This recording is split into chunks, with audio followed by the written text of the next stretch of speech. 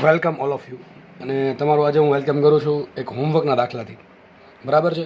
રકમ તમારી સામે છે અને વિડીયો પોઝ કરો, રકમ વાંચો અને દાખલો ગણવાનો પ્રયત્ન કરો, અથવા રકમ લખી લો. બરાબર? દાખલો જાતે ગણવાનો પ્રયત્ન કરશો તો તમારે થોડુંક કોન્ફિડન્સ બિલ્ટઅપ થશે અને જોડે જોડે તમને એ પણ ખબર પડશે કે ભાઈ આપણને કેટલું આવડે છે. ચેપ્ટર ઓલમોસ્ટ આમ તો પતી ગયું છે. બરાબર? થોડુંક બાકી છે.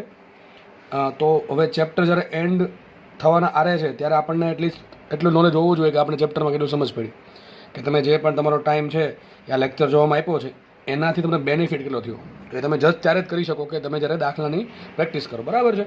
તો રકમ વાંચી દઉં છું તમારા માટે. હું કંઈક આવું લખ્યું છે, લિથિયમ ડબલ પ્લસની ચોથી ઉત્તેજિત અવસ્થા. હવે ચોથી ઉત્તેજિત અવસ્થા સમજીને n બરાબર 4 મૂકવા નથી. મેં પહેલાં કીધું હતું ઉત્તેજિત શબ્દ આવે એક ઉમેર દેવાનો. તો ચોથી ઉત્તેજિત અવસ્થા એટલે થશે એક્ઝેક્ટલી n બરાબર 5. અને લિથિયમ આપ્યું છે તો z બરાબર આવશે 3. હા ઈલી બરાબર z બરાબર 3 આવશે અને n બરાબર આવશે 5. આટલી વસ્તુ વાંચીને આપણને પહેલાં આટલી ખબર પડી ગઈ. તો લિથિયમ ડબલ પ્લસની ચોથી ઉત્તેજિત અવસ્થામાં રહેલો જે ઇલેક્ટ્રોન છે એ અને બેરિલિયમ પ્લસ 3, બેરિલિયમ પ્લસ 3ની લિથિયમ ડબલ પ્લસ અને બેરિલિયમ પ્લસ 3 છે. બેરિલિયમ પ્લસ 3ની એમની કક્ષા. હવે એમની કક્ષા શું છે તો તમને કીધેલ છે કે એલ એમ એન, કે એલ એમ ને એન.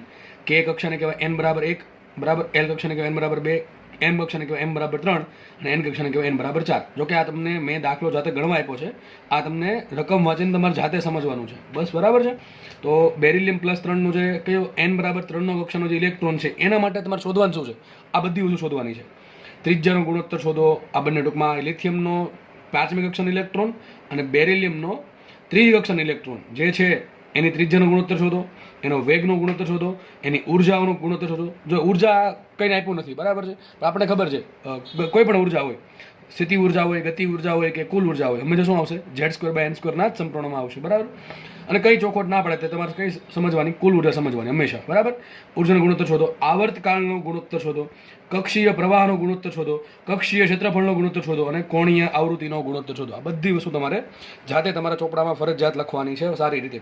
બરાબર? તો જો આ દાખલાનો ટૂંકમાં દાખલો આગળ આની જેવા ઘણા દાખલા ગણાવ્યા છે, પણ એક દાખલો ગણશો તો તમારો જે આગળ જેટલા બી તમે ભણ્યા છો છેલ્લા 2-3 લેક્ચર્સ, એમાં જે પણ આપણે સાબિત કર્યું છે. બરાબર? જો લેક્ચરમાં કુલ 3 થી 4 ભાગ પાડી શકીએ આપણે. પહેલા ભાગમાં આપણે રુથરફોર્ડનો એક્સપેરિમેન્ટ ભણ્યા હતા. બરાબર છે? ત્યારબાદ ડિસ્ટન્સ ઓફ ક્લોઝેસ્ટ એપ્રોચ ભણ્યા હતા.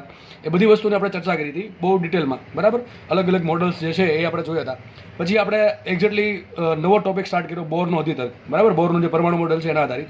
સોરી બીજા ટોપિકમાં આપણે શ્રેણી લીધી હતી. બરાબર? લાયમન, બામર, પાર્શન, બ્રેકેટ, ફંડ, આ 5 શ્રેણીનો ડિટેલમાં અભ્યાસ કર્યો હતો બહુ સારી રીતે. બરાબર છે? તમામ દાખલા ગણેલા છે એમાં, અને એના બીજા દાખલા તમને હોમવર્કમાં આપણે આપવાના છે આજે જ. બીજા ભાગમાં હતું. ત્રીજા ભાગમાં શું હતું? ત્રીજા ભાગમાં આપણે બોરનો અધિતર્ક ભણ્યા, બોરનો અધિતર્ક 1 અને બોરનો અધિતર્ક 2. એના આધારે આપણે જ્યારે જે નાના તત્વો છે, હાઇડ્રોજન, હિલિયમ, લિથિયમ, બેરિલિયમ, આ 3 થી 4 તત્વો માટે આપણે જે ઇલેક્ટ્રોન ભ્રમણ કરે છે એની ઉર્જા કેટલી હોય, એની ત્રિજ્યા કેટલી હોય, બરાબર છે, ત્યારબાદ એનો વેલોસિટી કેટલી હશે, એની આવૃત્તિ કેટલી હશે, એની કોણીય આવૃત્તિ કેટલી હશે, એનો આવર્તકાળ કેટલો હશે, બરાબર, એનો કક્ષીય પ્રવાહ શું હશે, બધી વસ્તુઓ ડિટેલમાં ચર્ચા કરી છે, સૂત્ર તારવેલા છે અને એના આધારિત દાખલા આપણે ગણ્યા છે આજે. બરાબર? અને બાકીના 3 દાખલા છે હજી હોમવર્કમાં આપું છું, રકમ હું તમને ફટાફટ વાંચી દઉં છું. આ 3 દાખલા છે ને એ પેલી શ્રેણી આધારિત છે, એટલે તમે એ પણ રિવિઝન કરી શકો તમને શ્રેણી કેટલી યાદ છે. જો આ ચેપ્ટર એવું છે કે એક વખત સમજવાનું છે, માત્ર એક જ વખત સમજવાનું છે, પછી થોડુંક વારે વારે રિવિઝન કરવાનું છે. હવે દરેક લોકોની ફ્રીક્વન્સી અલગ હોય, અલગ અલગ હોય રિવિઝન કરવાની. ઘણા લોકોને આમ તો 1-2 મહિના સુધી યાદ રહી જાય, ઘણા લોકોને 15 દિવસ યાદ રહે, ઘણા અઠવાડિયું યાદ રહે. તો દરેકની કેપેબિલિટી પ્રમાણે એને રિવિઝન ફરજિયાત કરવું પડશે. અને ખાસ યાદ રાખજો, તમારે માનો કે જીની પરીક્ષામાં અથવા નીટની પરીક્ષામાં તમારો એવો ગોલ હોય કે જીની પરીક્ષામાં, નીટની પરીક્ષામાં તમે ટોપ કરો તો તમારા બહુ સારા માર્ક્સ આવે. બરાબર છે? નીટની પરીક્ષામાં 600+, 500+, 550+ કે 650+, ટૂંકમાં તમારો જે પણ ગોલ હોય એ આવે તો તમારે એક કામ અત્યારથી કરવું પડશે. તમારે ધોરણ 11નું રિવિઝન ચાલુ કરવું પડશે ફરજિયાત. ધોરણ 11ના દરેક ચેપ્ટર, દરેક સબ્જેક્ટનું લાગુ પડે. એવું નહીં ખાલી ફિઝિક્સ ને બાયોલોજી, કેમેસ્ટ્રી, મેથેમેટિક્સ ને ફિઝિક્સ, આ બધા સબ્જેક્ટ તમારે રિવિઝન કરવા પડશે અત્યારથી જ, અને બહુ સારી રીતે. બરાબર? એમાં જે પણ તમને ડિફિકલ્ટી લાગતી જાય એનો એક અલગ ચોપડો બનાવો, એમાં ડિફિકલ્ટી લખો, અથવા જે તમને સારો ટોપિક લાગે, એવું લાગે કે ભાઈ વારે વારે વાંચવું પડે છે, એ અલગ ચોપડા મૂકતા જાઓ. અને દરેક ટોપિકનું છે ને બને ત્યાં સુધીમાં અઠવાડિયામાં એક વખત વાંચી લેવાનું. એટલે ધીમે ધીમે જે તમારો જે વીક ટોપિક છે ને તમારો સ્ટ્રોંગ ટોપિક બનશે. એ તમારે પાસે એવું કંઈ વધશે જ નહીં કે તમને નથી આવડતું, બધું જ આવડતું હશે.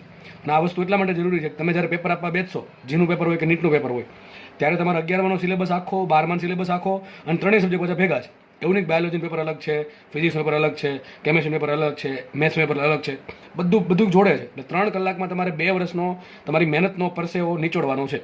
એ બધું તો જ યાદ આવે કે જો તમે રિવિઝન કર્યું. ઇમેજિન કરીને જુઓ કે દરેક ચેપ્ટરનો એક ક્વેશ્ચન હોય. હવે દરેક ચેપ્ટરમાં કેટલી બધી થિયરી હોય, એમાં કેટલા બધા સૂત્ર હોય, એમાંથી કયું સૂત્ર આપણે વાપરવાનું છે અને કઈ રીતે આ દાખલો ગણવાનો છે અને શું આન્સર આવે એ બધું આપણે 1 થી 1.5 મિનિટમાં સોલ્વ કરવાનું હોય. એ તો એમને ના આવડે ભાઈ, એમને ના થાય. બરાબર છે, પેપર ઇઝી જ નીકળે છે. જેનું પેપર હોય નીટનું પેપર ઇઝી જ નીકળે છે. બરાબર, પણ છેલ્લે જે લોકોએ આ પ્રમાણે બધું જેને આવડતું છે ને, ટૂંકમાં સમયસર જે લોકોને યાદ આવી જાય, બુદ્ધિ ચાલી જાય કે ભાઈ આ દાખલામાં આમ કરવાનું છે અને આ ચેપ્ટરનો દાખલો છે, એ લોકોને છેલ્લે જીત થાય છે. બીજોમાં કંઈ નવીન નથી. તમે કોઈ ચેપ્ટર માનો કે પરમાણુ ચેપ્ટર ભણો, હવે તમે એના જીના પ્રશ્નો સોલ્વ કરો કે નીટના પ્રશ્નો સોલ્વ કરો, બંને તમને આવડી જ જશે, મોટા ભાગે તમને આવડી જશે. પણ હવે ધારો કે 5-7 ચેપ્ટર ભેગા થયા તો પછી થશે એવું કે આ ચેપ્ટરનો દાખલો જ્યારે તમે ચેપ્ટર ચાલતું હતું ત્યારે આવડતું હતું, પણ હવે 5-6 ચેપ્ટર ભેગા થઈને ભૂલાવા માંડે. તો આનું કારણ શું? આનું કારણ એ છે કે આપણે પ્રેક્ટિસ નથી કરી. આપણને બધું આવડવું જોઈએ. એવું નહીં ખાલી એક ચેપ્ટર, તમને કોઈ એક ચેપ્ટરની એક્ઝામ નથી લેવાના, તમને બધી એક્ઝામ લેવાના છે. એટલા માટે રિવિઝન જરૂરી છે.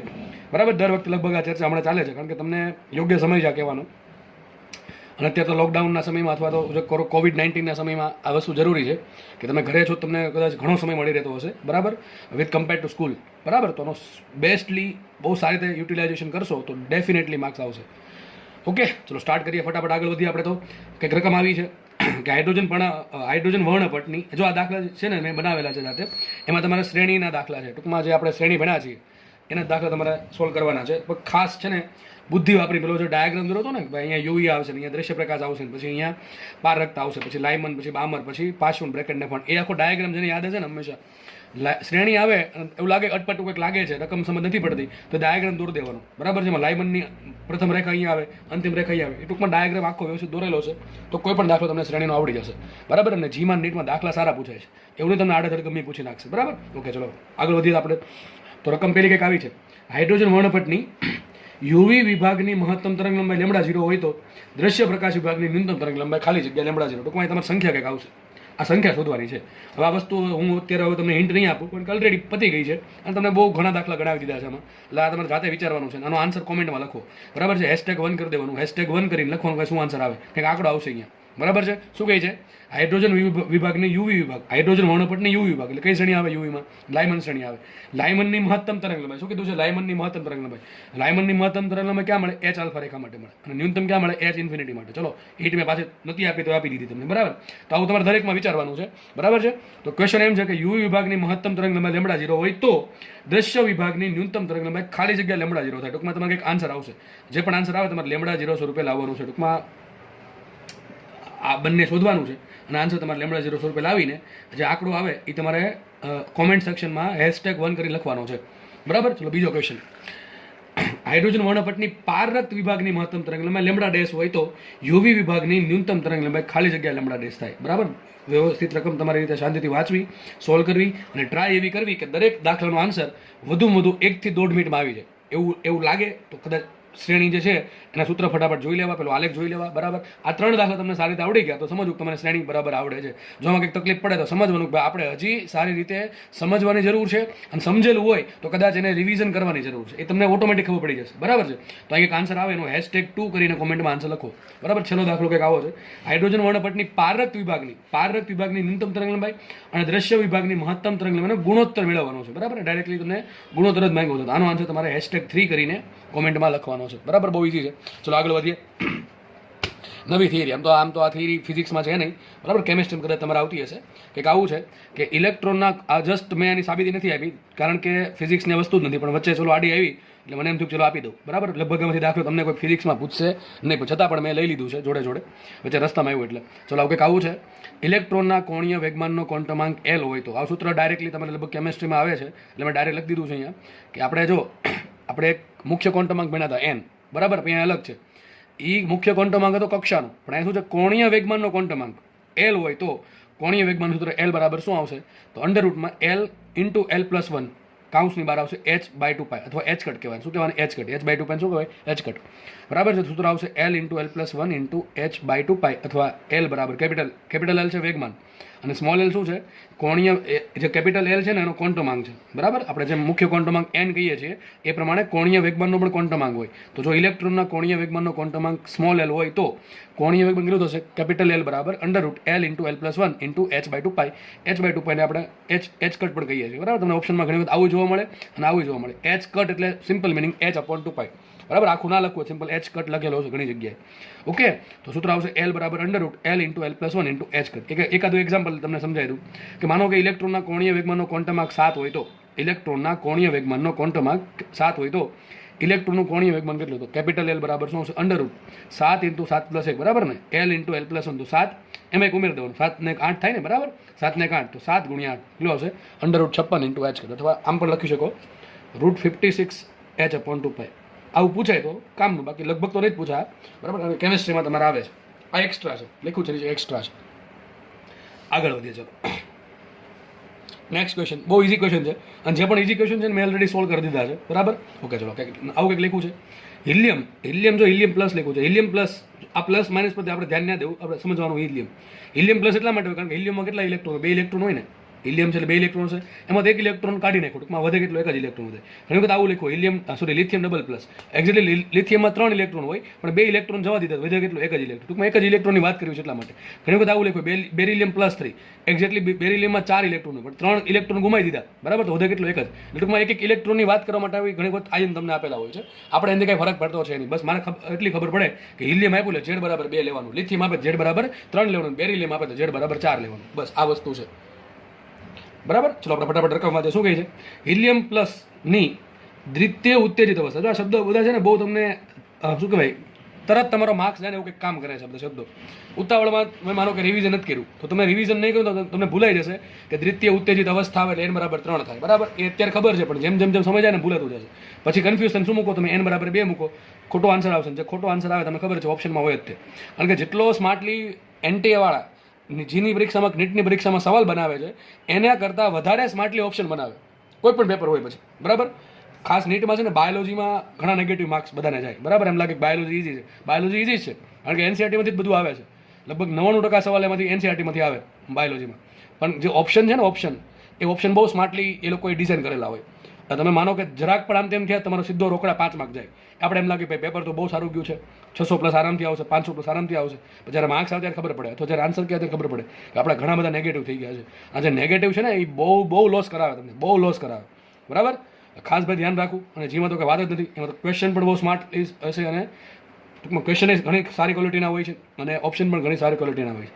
ઓકે, અને જીમાં છે ને એ લોકો ઓપ્શન ડિઝાઇન કરે ને તો યાદ રાખજો ઘણી વખત છે ને એ લોકો ફેક્ટોરિયલ ને બધો યુઝ વધારે કરતા હોય. લોગેરિધમમાં તમને આન્સર આપેલો હોય, ફેક્ટોરિયલમાં આન્સર આપેલા હોય બરાબર છે.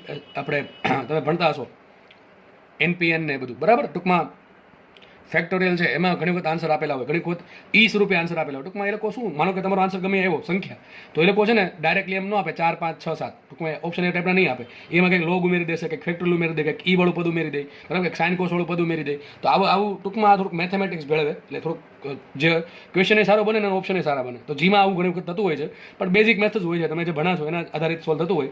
એટલે બહુ કે ચિંતાની જરૂર છે નહીં. ચિંતા તો એ કરવાની એક દાખલો આપણને આવડી જવો જોઈએ બરાબર મેક્સિમમ. તો એક જ વસ્તુ છે રિવિઝન જે તમને સારા માર્ક્સ અપાઈ શકે આ સમયમાં.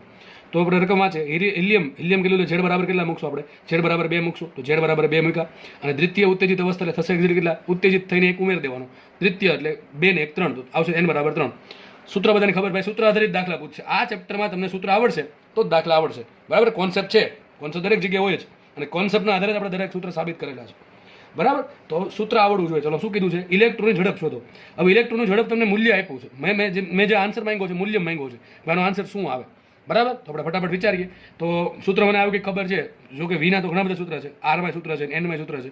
તો આપણું સૂત્ર ઇઝી આ બને કે V બરાબર CZ/137N, CZ/137N. ચલો સી કેટલા મૂકે? 3 10 ની 8 Z મૂકશું, હિલિયમ એટલે 2 મૂકશું, 137 એમ રાખો, અને N એટલે N શું મૂકશું? દ્વિતીય ઉત્તેજિત અવસ્થા માટે N બરાબર 3 થાય બરાબર. આગળના લેક્ચર્સમાં સમજાવેલું છે.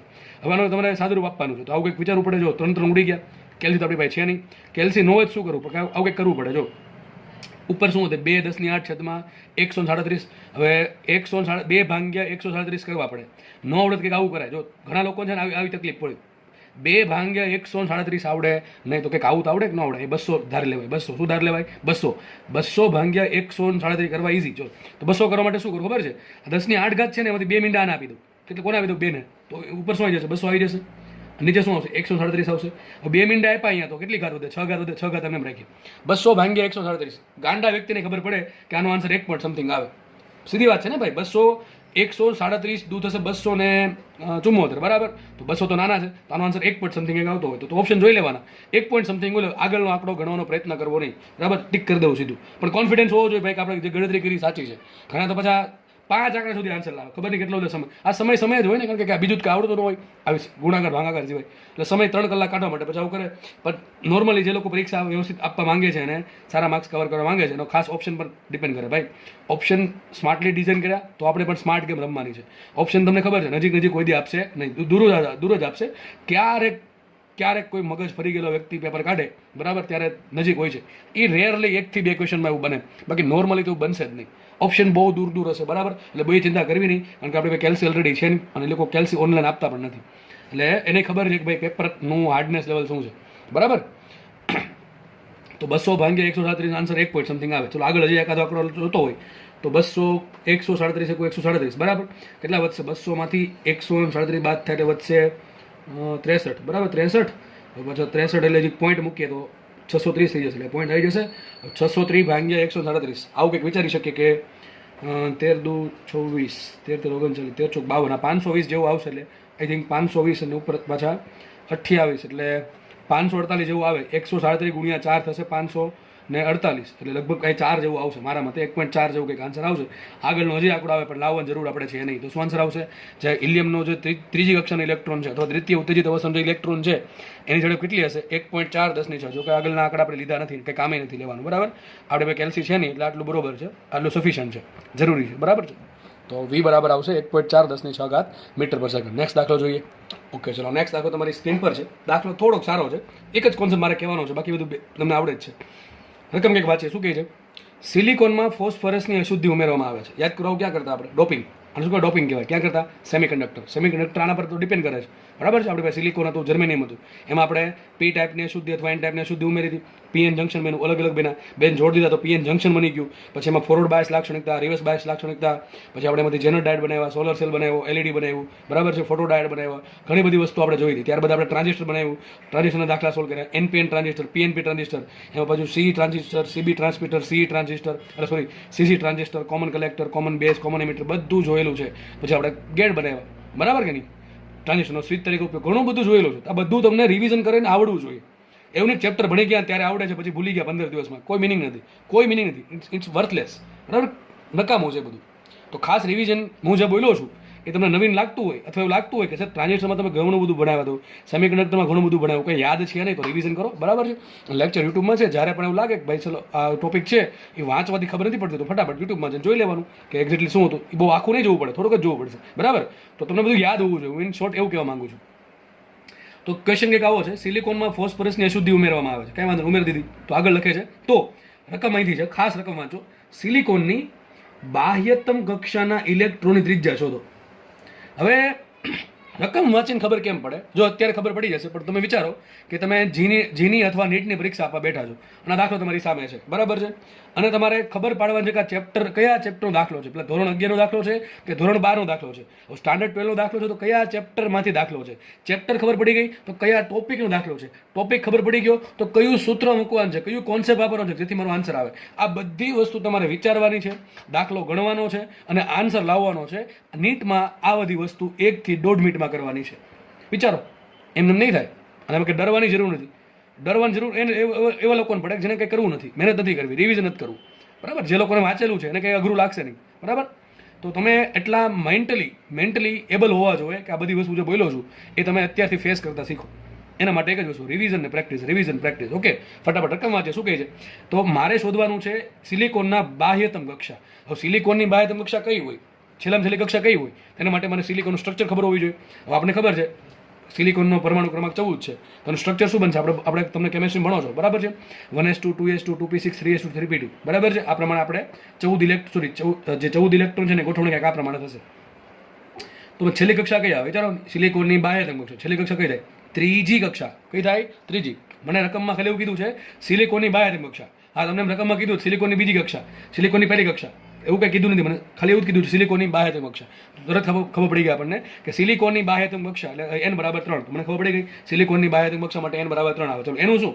તો સિલિકોનની બાહ્યતમ કક્ષામાં જે ઇલેક્ટ્રોન છે, કુલ 6 ઇલેક્ટ્રોન છે, એમાંથી કોઈ પણ લઈ લે આપણે, બરાબર. કોઈ એક ઇલેક્ટ્રોન પકડવાનો છે. એ ઇલેક્ટ્રોનની મારે ત્રિજ્યા શોધવાની છે.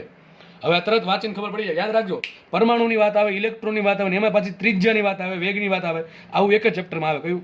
ધોરણ 12નું 12મું ચેપ્ટર પરમાણુ. હું તમને અત્યારે, તમને ભલે લાગે કે સર આ વસ્તુ ઇઝી છે, પણ વિચાર કરો કે તમે જ્યારે એક્ઝામ આપવા બેઠા હશો ત્યારે બધું ભેગું હશે, બાયોલોજી, કેમેસ્ટ્રી અને ફિઝિક્સ, અથવા મેથેમેટિક્સ, કેમેસ્ટ્રી ને ફિઝિક્સ. એમાં તમારે ફિઝિક્સનો આ દાખલો આવ્યો, તમારે નક્કી એ કરવાનો 11નો દાખલો, 12નો દાખલો. 12નો દાખલો ખબર પડી ગઈ તો પછી એ નક્કી કરવાનું કયા ચેપ્ટરનો દાખલો, ચેપ્ટર નક્કી થયા પછી ટોપિકનો દાખલો, તો એ ટોપિકમાં કયા ટોપિકનો એક્ઝેક્ટલી દાખલો છે અને કયું સૂત્ર વાપરવાનું છે, બધી વસ્તુ તમારે વિચારવી પડે. બરાબર છે? તો રકમ વાંચીને અત્યારે લાગે કે પરમાણુ ચેપ્ટર ચાલે તો પરમાણુનો દાખલો હશે ને, પણ ત્યારે ખબર પડી જાય કે આ દાખલો પરમાણુનો જ છે. ક્યાંથી ખબર પડે? અહીંથી, ઇલેક્ટ્રોનની ત્રિજ્યા. હવે આ ઇલેક્ટ્રોનની ત્રિજ્યા ક્યાં આવતું જ નથી. ક્યાં આવે? માત્ર એક જ ચેપ્ટરમાં આવે, પરમાણુમાં. બરાબર છે? ઓકે, ચલો. તો બાહ્યતમ કક્ષાના ઇલેક્ટ્રોનની ત્રિજ્યા. હવે ત્રિજ્યાનું સૂત્ર શું હોય? તો જો આમાં સૂત્ર જરૂર પડશે, કારણ કે તમારે ત્રિજ્યા માંગી છે. મોટા ભાગના દાખલામાં શું હોય કે ભાઈ સિલિકોનના આ ઇલેક્ટ્રોનની ત્રિજ્યા અને બેરિલિયમના બીજી કક્ષાના ઇલેક્ટ્રોન ત્રિજ્યાનો ગુણોત્તર શોધો. ગુણોત્તર માંગે ત્યારે કોઈ સૂત્રની જરૂર પડે નહીં. ત્યારે કોની જરૂર પડે? R proportional to n²/z. પણ તો ત્રિજ્યા ચોખ્ખી માંગી છે તો તમારે ત્રિજ્યાનું સૂત્ર જ મૂકવું પડે. ત્રિજ્યાનું સૂત્ર શું આવે? R બરાબર n²h²ε0 છેદમાં πmz². આ સૂત્ર છે. અમારે બધી કિંમત મૂકવી પડે. એક તો અમારે કિંમત મૂકવી પડે એની. એન કોનો આવશે? સિલિકોનનું બાહ્યતમ કક્ષા. એના માટે એન બરાબર કેટલા? 3 હોય તો મૂકી દીધો. મેં દાખલો ગણી દીધો છે. બરાબર? કારણ કે દાખલો ઇઝી છે એટલા માટે ગણી દીધો છે. એમાં કંઈ નવીન છે નહીં. નવીન હોત તો હું તમને તમારી સામે ગણત કરતો જ આવ્યો છું અત્યાર સુધી. બરાબર છે? તો R બરાબર n²h²ε0 છે, πmz². આપણે જસ્ટ ખાલી કિંમત મૂકવાની છે. તો ફોસ્ફરસ માટે આગળ લખ્યું છે, ફોસ્ફરસ માટે ડાઇલેક્ટ્રિક અચળાંક 12 છે. સર આ ફોસ્ફરસનું રોલ શું છે ખબર ન પડી, હમણાં કહું છું. બરાબર છે? તો મારે ત્રીજા સૂત્ર શું છે? R બરાબર n²h²ε0 છેદમાં πmz². ચલો n શું મૂકશું આપણે? સિલિકોનની બાહ્યતમ કક્ષા n બરાબર 3 મૂકશું. h તો ખબર જ છે 6.625 10⁻⁴ સોરી 10⁻34. એનો કરવો પડશે વર્ગ. આને ઘડીક સાઈડમાં રાખીએ ε0 ને. પાઈ પણ ફિક્સ છે 3.14 અથવા 22/7. એમ શું આવે? ઇલેક્ટ્રોનનું દળ કેટલું હોય? 9.1 10⁻31. પણ આપણે લેશું 9 10⁻31. બરાબર? ઝેડ શું છે? તો ઝેડ કોનું છે? કોની ત્રિજ્યા છે? સિલિકોનના ઇલેક્ટ્રોનની. તો ઝેડ કોનું મૂકશું? હવે આમાં ઘણાને જો આમાં છે ને કોન્સેપ્ટ ખબર ન હોય તો તુક્કા મારવાનું સ્ટાર્ટ થાય.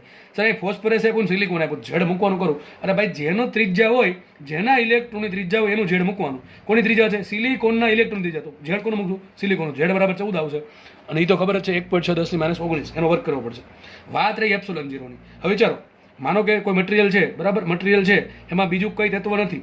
તો આપણે શું લેશું? શૂન્યાવકાશ લેશું. તો ત્યાં શું આવશે? ε0 આવશે. પણ તમને શીખવાડ્યું છે કે જ્યારે વિદ્યુત ભારોની વચ્ચે શું આવે? તો ડાયલેક્ટ્રિક માધ્યમ આવે ત્યારે તમારે શું મૂકવું પડે? જે ડાયલેક્ટ્રિક માધ્યમ છે એની તમારે પરમિટિવિટી મૂકવી પડે. તો અહીં ε0 જગ્યાએ શું મૂકવું પડે? મારે એપ્સિલોન મૂકવું પડે. શું મૂકવું પડે? એપ્સિલોન. કારણ શું? સિલિકોનમાં તમે ફોસ્ફરસ નાખ્યું છે. શું નાખ્યું છે? ફોસ્ફરસ નાખ્યું છે. તો મટીરિયલ તો સિલિકોનનું જ છે, પણ એમાં માધ્યમ કયું છે? ડાયલેક્ટ્રિક માધ્યમ કયું છે? ફોસ્ફરસ છે. કયું છે? ફોસ્ફરસ. તો આપણે જે સિલિકોનની ત્રિજ્યા છે ઇલેક્ટ્રોનની, સૂત્ર શું આવશે? n²h² πmz² into ε0. આ ક્યારે મૂકો? સિલિકોન એકલો હોત તો, શુદ્ધ હોત તો. પણ એમાં અશુદ્ધિ નાખી છે તો આપણે જે માધ્યમ છે અશુદ્ધિ વાળું, એનું મારે એપ્સુલા મૂકવું પડશે. શું મૂકવું પડે? એપ્સુલા. બરાબર? તો સૂત્ર બની જશે n²h² એપ્સુલા છેદમાં πmz². હવે તમને ખબર છે એપ્સુલા સૂત્ર શું આવે? એપ્સુલા બરાબર ε0 ઇન્ટુ k. હવે ક્યાંથી આવ્યું? હજી જો તમને કન્ફ્યુઝન હોય ક્યાંથી આવ્યું, તો તમારે એક વસ્તુની જરૂર છે. ચેપ્ટર નંબર 1 રિવિઝન કરો. ચેપ્ટર નંબર 1 રિવિઝન કરવાની જરૂર છે. ચેપ્ટર નંબર 1 રિવિઝન કરશો તો ઓટોમેટિક ખબર પડી જશે કે એપ્સુલા બરાબર ε0 ઇન્ટુ k કેમ આવે. આ કે છે ને એને શું કહેવાય? એપ્સુલા R પણ કહેવાય. બરાબર? સાપેક્ષ પરમિટિવિટી. આ બધું શું છે એ મેં તમને હજુ કહું છું. ખબર ન પડતી હોય તો તમારે ચેપ્ટર નંબર 1 રિવિઝન કરી લેવું. તમને વોર્નિંગ આપું છું, તમને અલાર્મ આપું છું ભાઈ હવે રિવિઝન કરો તો સારું. બરાબર? તો મૂકવાનું છે સૂત્ર n²h² એપ્સુલા મૂકો તોય ચાલે, અથવા એપ્સુલા બરાબર શું મૂકી દઈએ? ε0 ઇન્ટુ k મૂકો તો સૂત્ર બની ગયું આપણું સારું. n²h² ε0 ઇન્ટુ k થઈ જાય. ટૂંકમાં k થઈ જશે. ડાયલેક્ટ્રિક અચળાંક જે છે એ ગુણાકારમાં આવે. πmz². હકીકત ડાયલેક્ટ્રિક અચળાંક ગુણાકારમાં જ છે, પણ કેટલો છે? 1. એક કોનો છે? હવા માટે અથવા શૂન્યાવકાશ માટે. પણ દેખાતો છે નહીં. બરાબર? અહીં તમને ફોસ્ફરસ ઉમેરવું છે તો શું આવશે? ફોસ્ફરસનો ડાયલેક્ટ્રિક અચળાંક ગુણવો પડે. બરાબર? ε0 ટૂંકમાં ε0 જગ્યાએ તમારે એપ્સુલા મૂકવું પડે. એપ્સુલા બરાબર શું હોય પાછું? ε0 ઇન્ટુ k મૂકવું પડે. બરાબર કે નહીં? કે અશુદ્ધિ ઉમેરી એટલા માટે. તો સૂત્ર બની ગયું આપણે n²h² ε0 k છેદમાં πmz² ઉપર લખી દીધું છે. જસ્ટ ખાલી કિંમત મૂકી છે. જો n મૂક્યા મેં 3 નો વર્ગ. બરાબર છે? h મૂક્યા, કિંમત મૂકી દીધી. ε0 કેટલા છે? એક્ઝેક્ટ કેટલા હોય? 8.85 10⁻12. આપણે ગણતરી કરવા માટે કેલ્સી વગર શું કરશું? આપણે ε0 બરાબર શું મૂકીએ? 9 10⁻12. કે મૂકી દઈએ. તમને રકમ આપ્યો ફોસ્ફરસ માટે ડાયરેક્ટ અચળાંક 12, તો 12 મૂકી દીધો. છેદમાં પાઈ મૂક્યા 3.14. એમ મૂક્યા કેટલા? 9 10⁻31. ઝેડ મૂક્યા કેટલા? 14. અહીં 14 આવશે. સોરી, અહીં 14 આવશે. બરાબર? 14 આવશે. 14 આવશે. ઝેડ 14 આવશે. એ કેટલા મૂક્યા? 1.6 10⁻19 નો વર્ગ. આવું થશે કે નહીં થાય? હવે ગણતરી કરવાની છે. હવે આપણે કેલ્સી તો છે નહીં, તો ગણતરી કેલ્શિયમ ગણતરી કરવાની છે. અને ઘણા લોકો આવું બધું જોઈને બી જાય કે ભાઈ બીવાનું ના થોડુંક સમજે. જો આ 3નો વર્ગ 9 કરી નાખે. હજુ આનું આ સમજો ખાસા 6.625નો વર્ગ છે ને કે યાદ રાખી લેજો. યાદ ન રહે તો હું તમને એક હિન્ટ આપું હમણાં, એના બધી ખબર પડી જશે. હવે 6.625નો વર્ગ કરવાનો છે. જો એક વસ્તુ બાકી કે 6 હોત તો વર્ગ 36 આવત. કેટલા આવત? 36 આવત. અહીં 7 હોત તો આન્સર 49 આવત. તો મારો 6.625નો વર્ગ જે છે એ કોની વચ્ચે આવશે? 36 ને 49 ની વચ્ચે આવશે. બરાબર. આપણે આવું વિચારીએ, જો 6.5 હોય 6.5 અથવા 65 હોય 65નો વર્ગ કેમ કરો ખબર છે?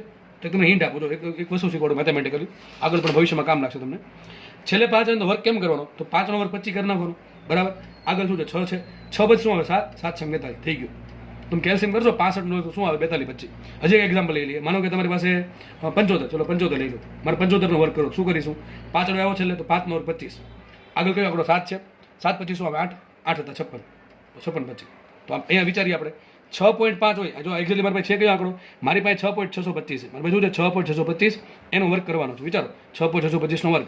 આ તો થઈ જાય આરામથી -34 × 2 -67. પણ આપણે આનું વિચારવાનું છે 6.625. તો જુઓ 6.625નો વર્ગ નથી આવડતું. આટલું તો આપણે ખબર પડે. 6.5નો વર્ગ શું થાય? તો 5નો વર્ગ 25 ને 6નો વર્ગ 6 પછી આવે 7 7 7 છંગ 42. તો શું આન્સર આવશે? 42.25. બરાબર. 65નો વર્ગ આવે 42 25, પણ 6.5નો વર્ગ આવશે 42.25. એક વસ્તુ ખબર પડી ગઈ કે ભાઈ 6નો વર્ગ શું આવે? 6નો વર્ગ 36 આવે. 6નો વર્ગ 36 આવશે. 7નો વર્ગ 49 આવે. અને વચ્ચે બેની વચ્ચે શું આવે? 6.5 આવે. 6.5નો વર્ગ હોય 42.25. મારી પાસે જે સંખ્યા છે કઈ છે? 6.625. એનો વર્ગ કેટલો હશે? તો ડેફિનેટલી 6.5 કરતાં વધારે હશે. 42 મોટું 44 લઈ લઈએ. બરાબર. એટલે આ પ્રમાણે આપણને ખબર પડી કે યાદ રાખી લેવું ભાઈ કે 6.625નો વર્ગ કેટલો આવે? 44 આવે. એટલે એક્ઝેક્ટ 44 નહીં હોય, પણ આપણે મેં 44 લીધું છે. બરાબર. અંદાજ પ્રમાણે. બાકી તો એક્ઝેક્ટ જે પણ આવતું હોય આપણે કંઈ એમાં ઇન્ટરેસ્ટેડ છે નહીં. તો મૂકીએ કિંમત આમાં. 6.625નો વર્ગ મૂકી દીધો મેં 44. 10 - 34 × 10 - 68 9 એમને રાખો. 10 - 12 એમને 12 એમને. હવે નીચે 3.14 છે. તો બે રસ્તા છે. અને પાઈ વડે ગુણો ને પાઈ વડે ભાંગો. તો પાઈ ઇન્ટુ પાઈ થઈ જશે 10. બરાબર. સોરી, પાઈ ઇન્ટુ પાઈ થશે પાઈ સ્ક્વેર. અને પાઈ સ્ક્વેર બરાબર 10 હોય તો ઉપર પાઈ વધશે. અને એમ ન કરવું તો કંઈક આવું આપણને વિચાર આવે કે ભાઈ 44 છે તો પાઈ બરાબર 22/7 મૂકું. તો જો બધા વિચાર આવવા જોઈએ, મને નહીં તમને. બરાબર. આ ભાઈ ઉપર 44 આવ્યા તો 44 ભાગ્યા 3.14 કરતાં આ બહુ ઇઝી રહે કે જે પાઈ છે એની જગ્યાએ 3.14 મુકાય. પણ 3.14 કરતાં જો 22/7 મૂકું તો 44નો વહીવટ આમને થઈ જાય. બરાબર. તો મેં શું મૂક્યું છે? પાઈ બરાબર મૂકી દીધું 22/7 ને 7 ક્યાં મૂકી દીધા? ઉપર. સમજ પડે કે આગળ વધીએ તો પાઈનો વહીવટ પૂરો. આ 9 એમને, આ 14 આવશે 14 એમને. અને જો અહીંયા 1.6નો વર્ગ છે ને, 1.6 × 10 - 19 -19 વર્ગ થશે 10 - 38. અને 1.6નો વર્ગ શું આવે? તો જો 1.6 અને 16નો વર્ગ કેટલો થાય? 256. બરાબર. તો 1.6નો વર્ગ કેટલો આવશે? 2.56. તો 2.56 ની જગ્યાએ મેં 2.5 લીધું છે. બહુ કાંઈ એટલે બધો ફરક આપણને પડવાનો છે નહીં. હવે કરીએ ગણતરી ફટાફટ. હું તમને હિન્ટ આપી દઉં છું, બાકી તમારે જ કરવાનું છે. બરાબર. એક તો 9 9 ગયા, આ 22 તો 44 અહીંયા આવશે. બરાબર કે નહીં? પછી શું હતું? એક તો 14 વિધા 14 × 18. હવે 14 × 18 કેટલા થાય? તો જો વિચારવાનું. 14 દુ 28 થાય. અને 14 દુ 28 ને પછી 14 × અડધું એટલે 7 થાય. 28 ને 7 35. તો છેદમાં નીચે આવશે આનો ગુણાકાર 35 આવશે. કેટલો આવશે? 35 આવશે. ઉપર શું વધે? 12 × 7 × જો 7 × 5 પાછા 35 થઈ ગયા. બરાબર. 7 × 5 35 થઈ ગયા. તો ચલો વધ્યું શું? વધ્યું ખાલી આપણી પાસે એટલું 2 × 9 × 12. શું વિધા? 2 × 9 × 12. તો 12 9 થશે 108. અને 108 × 2 કરવાના છે. કેટલા કરવાના છે? 2. કેટલા આવશે? 216 ને? બરાબર કે કેટલા આવશે? 216. છેદમાં શું વધ્યું છે કે ભૂલાતું છે નહીં ને? છેદમાં 5 વિધા છે. ઘાતનો વહીવટ કરી નાખીએ તો જુઓ અહીંયા -31 છે, અહીંયા -38 છે. એટલે જો અહીંયા -38 ઉપર 68. તો હજી ઉપર -30 વધે. આ -30 ને ઉપર જશે 31 તો +31 થશે. એટલે -30 + 31 એટલે +1 વધે. અને +1 -12 તો -11 વધશે. 10 - 11. આ તો તમે આરામથી આવડે. 216 ભાગ્યા 5 શું થાય? તો 40 પોઈન્ટ સમથિંગ એક આવે ને. તો એમ ખબર ન પડે શું કરો? 2 વડે ગુણો 2 વડે ભાંગો. આ થઈ જશે 432. 432 ભાગ્યા 10 એટલે શું આવશે? 43.2 ગુણ્યા 10 - 11. તો આને લખાય 1 પોઈન્ટ આમ ને 1 પોઈન્ટ આમ. તો લખાશે R બરાબર 4.32 ગુણ્યા 10 - 10 મીટર.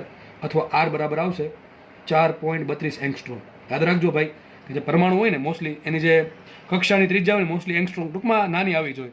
અહીં તમારે +10 આવે સમજો ને આપણે બહુ મોટો લોચો માર્યો છે. તો જો ગમે એવી ગણતરી હોય, મેં તમારી સામે ગણતરી કરી છે બધી. બરાબર. કેલ્શિયમ વગર આ પ્રમાણે તમારે પણ કરવાની છે. પણ હવે હું ગણતરી તમને નહીં કરી દઉં કારણ કે ઘણી બધી આમ તો છેલ્લા ઘણા વર્ષથી તમને આ ગણતરી શીખવાડું છું. હવે તમને જાતે આવડવું જોઈએ. બરાબર છે. ઓકે ચલો આપણે આગળ વધીએ. તો દાખલો સારો છે બે રીતે. એક તો આ ભૂલ પડે, બાર ક્યાં મૂકવાય ખબર ન પડે. અને ગણતરી ઘણા જોઈને મૂકી દે દાખલો તો ઇઝી છે. અને ગણતરી મારા માટે ઇઝી છે, બુદ્ધિ ચાલે તો. નેક્સ્ટ દાખલો જોઈએ શું કહે છે જો હાઇડ્રોજન પરમાણુમાં ઇલેક્ટ્રોન n બરાબર 3 માંથી n બરાબર 2 માં 2 કક્ષામાં આવે ત્યારે લેમ્બડા તરંગલંબાઈનો ફોટોન ઉત્સર્જિત થાય છે.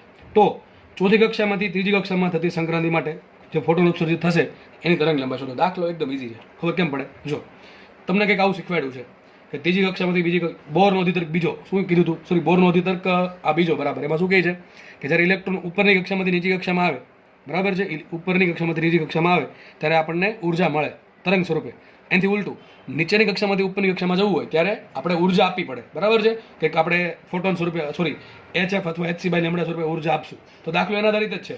હાઇડ્રોજન પરમાણુમાં ઇલેક્ટ્રોન n બરાબર 3 માંથી n બરાબર 2 માં આવે ત્યારે લેમ્બડા તરંગલંબાઈનો ફોટોન ઉત્સર્જિત થાય છે. હવે તમારી એવું વિચારો કે તમારી પાસે કોઈ સૂત્ર છે કે જેમાં લેમ્બડા આવતું હોય ને n આવતું હોય. હા સર છે એક સૂત્ર, કયું? બહુ બેઝિક સૂત્ર, 1 lambda is equal two RZ² કાઉન્સમાં 1/ni² minus 1/nf². લ્યો આટલું સૂત્ર હતું. બહુ સિમ્પલ દાખલો છે બરાબર, બહુ સિમ્પલ દાખલો છે. શું કરવું પડે? 1 lambda is equal two RZ² કાઉન્સમાં 1/ni² minus 1/nf². ઘણા વિદ્યાર્થીને ફરિયાદ એવી સર દાખલો આવડે છે સોરી કોન્સેપ્ટ આવડી જાય બધું ખબર પડી જાય પણ દાખલો કેમ ગણો ખબર ન પડે. અરે એનું કારણ આ હોય કે તમે રકમમાં શું આપ્યું શું પૂછ્યું છે એ બેને ભેગું કરતા આવડી જાય તો દાખલો આવડી જાય. કોઈ પણ દાખલો એવું નહીં કામાં કોઈ પણમાં લાગુ પડે. તો મને શું આપ્યું છે?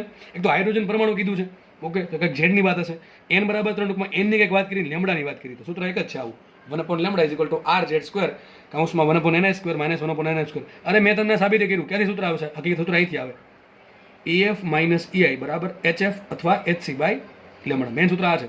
EF કેટલા હોય? -13.6 Z² છેદમાં nf² માઇનસ EA શું હોય? -13.6 Z² બાય ni² બરાબર શું આવશે? HC by lambda. HC by lambda. પણ આ બે વસ્તુ એમાં છે, ઇલેક્ટ્રોન વોલ્ટમાં છે, ઇલેક્ટ્રોન વોલ્ટમાં છે, તો આને પણ તમારે ઇલેક્ટ્રોન વોલ્ટમાં ફેરવવું પડે. એટલે છેદમાં શું કરવું પડે? E વડે ભાંગવું પડે બરાબર છે ને. આ બધું કરશો તો સૂત્ર આવું આવી જશે. મેં સાબિત કરેલ છે, આમાં જવાની જરૂર નથી. તો આપણે સૂત્ર આમાં કિંમત મૂકવાની છે. હવે દાખલો તો હું તમને જાતે કરવા આપું છું. એક મિનિટ પહેલાં હું પેન બદલાઈ લઉં. પેન ઓકે, ચલો આગળ વધીએ. તો આપણે જસ્ટ આમાં કિંમત મૂકવાની છે. ચલો શું કીધું છે હું ફટાફટ ગણું છું. તો આપણે લખીએ પહેલાં 1 lambda is equal to R રહેવા દો એમને. ઝેડ કેટલા મૂકશું? 1 નો વર્ગ ને હાઇડ્રોજન છે એટલે કાઉન્સમાં ત્રીજી કક્ષામાંથી બીજી કક્ષામાં. તો આપણે પહેલાં બીજી મૂકવાની, નાનું હોય પહેલાં મૂકવાનું પછી ત્રીજું મૂકવાનું બરાબર. ટૂંકમાં આન્સર ધન આવવો જોઈએ. તરંગલંબાઈ ઋણ ન હોય. 1/2 નો વર્ગ માઇનસ 1/3 નો વર્ગ. આના આપણે સમીકરણ નંબર 1 તમારે શું કરવાનું છે? સાદુરૂપ આપીને લેમ્બડા શોધવાનું છે. લેમ્બડાની કિંમત આવશે R સ્વરૂપે બરાબર, 1/r આવશે. આને સમીકરણ 1 આપજો બરાબર. આગળ શું કીધું છે? તો ચોથી કક્ષામાંથી ત્રીજી કક્ષામાં સંક્રાંતિ થાય તો ફોટોની તરંગલંબાઈ કેટલી હોય? આ જ દાખલો તમને એમ પૂછે કે હાઇડ્રોજન પરમાણુના ઇલેક્ટ્રોન માટે n બરાબર 3 માંથી n બરાબર 2 માં આવ્યો તો કઈ શ્રેણી મળે? બામર શ્રેણી મળે. કઈ મળે? n બરાબર 2 માટે બામર મળે અને ત્રીજીમાંથી બીજી એટલે શું થાય? બામરની પહેલી રેખા. તો તમને આમ કહીને હાઇડ્રોજન પરમાણુના ઇલેક્ટ્રોન માટે બામરની પ્રથમ રેખાની તરંગલંબાઈ. તો દાખલો સેમ જ આવે, કઈ શબ્દો ભરી ગયા. પણ આ બધી વસ્તુ ક્યારે આવડે? આપણે વ્યવસ્થિત કોન્સેપ્ટ ક્લિયર હોય તો જ. આગળ લખવું છે ચોથી કક્ષામાંથી ત્રીજી કક્ષામાં. હવે ત્રીજી કક્ષામાં સંક્રાંતિ થાય ત્રીજી શ્રેણી કઈ થાય? લાયમન બામર પાશવન શ્રેણી મળે. અને ત્રીજા પછી ચોથું છે તો એને કહેવાય પાશવનની પ્રથમ રેખા બરાબર. તમને દાખલો આમે પૂછે, બેઠો દાખલો આવશે આવો કે હાઇડ્રોજન પરમાણુમાં ઇલેક્ટ્રોન માટે બામરની પ્રથમ રેખાની તરંગલંબાઈ લેમ્બડા છે તો પાશવનની પ્રથમ રેખાની તરંગલંબાઈ કેટલા લેમ્બડા? બેઠો દાખલો, કઈ ફરક નથી. સૂત્ર પણ બેઠા, રીત પણ બેઠી બરાબર છે. ભાઈ તમને ત્રીજી ચોથી બીજી એવું કીધું છે આપણે એ પ્રમાણે ગણીએ દાખલો બરાબર. બામર જવા દે ઘરે. આપણે લેમ્બડા મળી ગયું. સમીકરણ નંબર 1 તમને કંઈક સોલ્વ કરજો એટલે મળશે. ઓકે, હવે શું કીધું છે? ચોથી કક્ષામાંથી ત્રીજી કક્ષામાં. તો શું કીધું છે? n બરાબર 4 થી ત્રીજું. સૂત્ર શું આવે? 1 lambda is equal to R રાખો એમને. અને હાઇડ્રોજનની જ વાત કરીએ તો શું આવશે? Z² બરાબર 1 આવે. કાઉન્સમાં શું આવશે? 1/3 નો વર્ગ એટલે 9 માઇનસ 1/4 નો વર્ગ એટલે 16. આપો સાદુરૂપ. અને લેમ્બડા ડેશ કહી દેવાનું. શું કહી દેવાનું? Lambda dash. તો તમને કંઈક લેમ્બડા ડેશ મળશે. એના પછી સમીકરણ નંબર 1. હવે તમારે લેમ્બડા ડેશનો આન્સર છે ને લેમ્બડા સ્વરૂપે લાવવાનો છે. લેમ્બડા ડેશનો આન્સર એકચ્યુઅલી ખૂબ ખાલી જગ્યા લેમ્બડા. તો લેમ્બડા ડેશનો આન્સર તમારે લેમ્બડા સ્વરૂપે લાવવાનો છે. તો શું કરવાનું? અરે લેમ્બડા ડેશ ભાગ્યા લેમ્બડા કરી નાખવાનું. કંઈક આંકડો આવશે અને જે આંકડો આવે એને #4 કરીને તમારે કોમેન્ટમાં લખવાનું છે. તમારી પાસે જો સમય હોય તો, લગભગ તો સમય નહીં હોય તમારી પાસે, પણ થોડુંક સમય કાઢીને લખી નાખો બરાબર, ટાઈમ રહી તો. ઓકે, દાખલો ઇઝી છે. નેક્સ્ટ દાખલો ગણીએ આપણે. નેક્સ્ટ દાખલો ગણીએ. જો શું કહે છે? હાઇડ્રોજન પરમાણુમાં ત્રીજી કક્ષામાંથી ચોથી કક્ષામાં સંક્રાંતિ થવા જરૂરી ઉર્જા શોધો. જો તમને મેં એવું શીખવાડ્યું છે કે બોર ભાઈ એવું કીધું હતું, બોર ભાઈએ કે તમારે નીચે કક્ષામાંથી ઉપરની કક્ષામાં ઇલેક્ટ્રોનને જવા દેવો હોય તો આપણે કંઈક ઉર્જા આપવી પડશે. તો એ જ દાખલો છે કે હાઇડ્રોજન પરમાણુમાં ત્રીજી કક્ષામાંથી ચોથી કક્ષામાં સંક્રાંતિ થવા માટે જરૂરી ઉર્જા. જો કે આને શું કહેવાય? ઉત્તેજિત ઉર્જા કહેવાય અથવા શું કહેવાય? ઉત્તેજિત સ્થિતિમાન. એ હમણાં ખબર પડી જશે બરાબર. દાખલો તમે આરામથી દાખલો સોલ્વ કરી શકો. ખબર શું હોવી જોઈએ તમને? બોરનો અધિતર્ક. બોરે શું કીધું હતું કે માનો કે તમારી પાસે EF ઉર્જાનો ઇલેક્ટ્રોન છે -EI બરાબર શું આવે? HC અથવા શું કહેવાય? E ઉર્જા બસ આ જ કરવાનું છે. બોરનો અધિતક શું હતો કે તમારે ઇલેક્ટ્રોનને નીચી કક્ષામાંથી ઉપરની કક્ષામાં જવા દેવું હોય, ધારો કે નીચેની કક્ષામાં ઉર્જા છે EI અને ઉપરની કક્ષામાં ઉર્જા છે EF, તો EF માઇનસ EI કરો તો તમને શું મળે? નીચેની કક્ષામાંથી ઉપરની કક્ષામાં જવું હોય આટલી ઉર્જાની જરૂર પડે. અથવા એનાથી ઉલટું, માનો કે ઇલેક્ટ્રોન ઉપરની કક્ષામાં છે અને નીચેની કક્ષામાં આવે તો શું મળે? ઉર્જા સામેથી મળશે. હવે ઉર્જા આપવી પડે કે ઉર્જા મળે એ સરખી જ હોય. આનો મિનિંગ એમ થાય, તમારે નીચેની કક્ષામાંથી ઉપરની કક્ષામાં જવા દેવું હોય તો ઉર્જા આપવી પડે, બરાબર છે. અને એનાથી ઉલટું, ઉપરની કક્ષામાંથી નીચેની કક્ષામાં આવે તો ઉર્જા સામેથી મળે, પણ બે કેસમાં ઉર્જા કેવી હોય? સરખી હોય. તો યાદ રાખજો સૂત્ર, બરાબર. તો ટૂંકમાં અહીંયા આપણને શું કીધું છે કે ઇલેક્ટ્રોનને ત્રીજી કક્ષામાંથી ચોથી કક્ષામાં મોકલવાનો છે. નીચેની કક્ષામાંથી ઉપરની કક્ષામાં જાય તો આપણે ઉર્જા આપવી પડે. કેટલી આપવી પડે? તો કાંઈ નહીં, ત્રીજી કક્ષામાં કેટલી ઉર્જા હોય અને ચોથી કક્ષામાં કેટલી ઉર્જા હોય, બેની બાદબાકી કરો તમને શું મળે? કેટલી વધારે ઉર્જા આપવી પડે. ચલો, ત્રીજી કક્ષામાં ઉર્જા કેટલી હોય? સૂત્ર શું આવે? તો તમને ખબર હોવી જોઈએ કે ઇલેક્ટ્રોન કોઈ પણ કક્ષામાં હોય એની ઉર્જા કેટલી હોય. બહુ સૂત્ર ઈઝી છે. En બરાબર સૂત્ર શું આવશે? -13.6 Z² ભાગ્યા n². જો આટલી બેઝિક વસ્તુ ન આવડતી હોય તો ભાઈ રિવિઝન કરો અથવા આગળનો કોન્સેપ્ટ ક્લિયર કરો. તો જો આપણે ખબર પડી ગઈ કે ઇલેક્ટ્રોન nમી કક્ષામાં કેટલી ઉર્જા છે? એની પાસે -13.6 Z² ભાગ્યા n². ઘણા છે ને આટલું યાદ રાખે, મેં પહેલા કીધું હતું, ભૂલ અહીંયા પડશે, બરાબર. આવું યાદ રાખે, -13.6 ભાગ્યા n². નહીં ભાઈ, Z યાદ રાખો, કારણ કે તમને હાઇડ્રોજન આપશે રકમ એવું જરૂરી નથી. તમે હિલિયમ આપે, લિથિયમ આપે, બેરિલિયમ આપે, આપણને ખબર હોવી જોઈએ. તો શું સૂત્ર? En બરાબર -13.6 Z² ભાગ્યા n². શું તમારે શું કરવું પડે? n બરાબર 3 મૂકો, શું મળે? ત્રીજી કક્ષામાં કેટલી ઉર્જા? ચલો શું આવશે સૂત્ર? E3 બરાબર -13.6. કોની વાત છે? હાઇડ્રોજનની વાત છે. હાઇડ્રોજન માટે શું મૂકશું? Z બરાબર 1/2 એમ રાખો, અને ત્રીજી કક્ષા છે શું મૂકો? 3/2, બરાબર. આનો તમારો આન્સર આવશે કે નહીં આવે? બે રીત છે, આમને રહેવા દે તો ચાલે, -13.6 ભાગ્યા 9 એમને રાખો તો હાલે, અને સમીકરણ નંબર 1 આપી દો. મોકલવાનો ક્યાં છે? ચોથી કક્ષામાં. તો ચોથી કક્ષામાં ઉર્જા કેટલી હોય? E4 બરાબર શું આવશે? સૂત્ર આ જ આવશે, -13.6 Z કેટલા મૂકશું? હાઇડ્રોજન છે એક જ મૂકશું, 1/2 છેદમાં 4/2. 4/2 શું 16 આવે, તો મૂકો -13.6 ભાગ્યા 16. આના પર સમીકરણ નંબર 2. ક્વેશ્ચન શું છે કે ત્રીજી કક્ષામાંથી ચોથી કક્ષામાં મોકલવો હોય તો કેટલી ઉર્જા આપવી પડે? અરે બેની બાદ શું કરવું પડે? આ ઉર્જા ઓછી છે, આ ઉર્જા વધારે છે, તો બેની બાદબાકી કરો અને જે ઉર્જા મળે, બરાબર, બેની બાદબાકી કરો. આપણે આ શું થયું? આ તમે શોધ્યું EI, આ તમને EI મળ્યું, આ તમને શું મળ્યું? EF. મોટી કક્ષાની ઉર્જાને EF કહેવાનું, નાની કક્ષાની ઉર્જાને EI કહેવાનું. બેની બાદબાકી કરો એટલી વધારેની ઉર્જા આપણે બહારથી આપવી પડે. તમારો શું આન્સર આવશે? જરૂરી ઉર્જા. આગળ દાખલો ગણતો નથી તમને હું. જરૂરી ઉર્જા બરાબર શું આવશે? E4 -E3, બરાબર. બેની બાદબાકી કરો, જે આન્સર આવે તમારો જવાબ, બરાબર છે. બાદબાકી કરો એટલે બધી કોમન આવી જશે 13.6. 13.6 કોમન કાઢશો તમે કંઈક આવું વધશે, 1/9 -1/16. બાકીની ગણતરી સાથે કરવી અને આન્સર ઇલેક્ટ્રોન વોલ્ટમાં આવશે, બરાબર છે. બહુ ઈઝી દાખલો છે. આનો આન્સર #5 કરીને કોમેન્ટમાં લખી દેવો, બરાબર. ઓકે, બહુ દાખલો ઈઝી છે એટલા માટે, બરાબર. બાકી કાંઈ છે નહીં. બાકી તમે 13.6 ભાગ્યા 9 કરો કંઈક આન્સર પોઈન્ટમાં આવશે, બરાબર. નહીં, 1 પોઈન્ટ સમથિંગ આવશે, કંઈક 1 પોઈન્ટ સમથિંગ એક આન્સર આવશે, જે પણ આવતો હોય. અને 13.6 ભાગ્યા 16 કરો કંઈક આન્સર પોઈન્ટમાં આવશે. આઈ થિંક લગભગ 0.85 જેવું આવશે. હા, બરાબર, એવું કંઈક આવશે 0.85 જેવું. જે ટૂંકમાં આવતું હોય એ તમારે એમ બાદબાકી કરો તોય ચાલશે, આ પ્રમાણે કરો તોય ચાલશે. બાકી કરવી તો પડશે. 16 અને 9, 16 - 9 તો 7, 7 ભાગ્યા 16 ગુણ્યા 9. એને કરતાં બેટર એ છે કે તમે અહીંયા જ ભાગાકાર કરી નાખો, બરાબર. રફલી ભાગાકાર કરો તો પણ આન્સર આવી જ જશે. નેક્સ્ટ દાખલો જોઈએ આપણે. જો દાખલો આગળ જે ગણાવ્યો ને એને જેવો દાખલો છે, મેં ખાલી એક જ ચેન્જ કર્યો. શું કીધું? જો હાઇડ્રોજનમાં ત્રીજીમાંથી પહેલી કક્ષામાં સંક્રાંતિ થતા ઉત્સર્જિત ફોટોની તરંગ લંબાઈ લેમડા છે. જો આ દાખલો શું છે, બેમ ફરક શું છે? આમાં ઉર્જાની વાત કરીને, આમાં તરંગ લંબાઈની વાત કરી. આ પ્રમાણે તમને આવૃત્તિની વાત કરે, આપણે કંઈ ફરક પડે નહીં. જેની વાત કરે સૂત્ર મૂકવાનું. અહીં ઉર્જાની વાત કરી, સૂત્ર આપણે ઉર્જાનું મૂક્યું. અહીં કોની વાત કરી? તરંગ લંબાઈની. તો તરંગ લંબાઈને, પરમાણુ ક્રમાંક Z ને અને N ને શું લેવા દેવા? અરે હમણાં કીધું લા, 1/λ = RZ². ભાઈ સૂત્ર ઘણા છે ને, આવું યાદ રાખે. R 1/λ = R કાઉન્સમાં. અરે Z² ને યાદ રાખી લો, બહુ કામ લાગશે. સૂત્ર શું છે? 1/ni² - 1/nf². બરોબર કે નહીં? આ Z એટલા માટે કહું છું, તમને રકમમાં હાઇડ્રોજન આપે એવું જરૂરી નથી. બીજું કંઈક આપી દે તો પછી જરૂર પડે નહીં. તો શું કીધું છે? હાઇડ્રોજન માટે આપણે શું મૂકશું? એક તો Z બરાબર 1 મૂકશું. બીજું શું કીધું છે?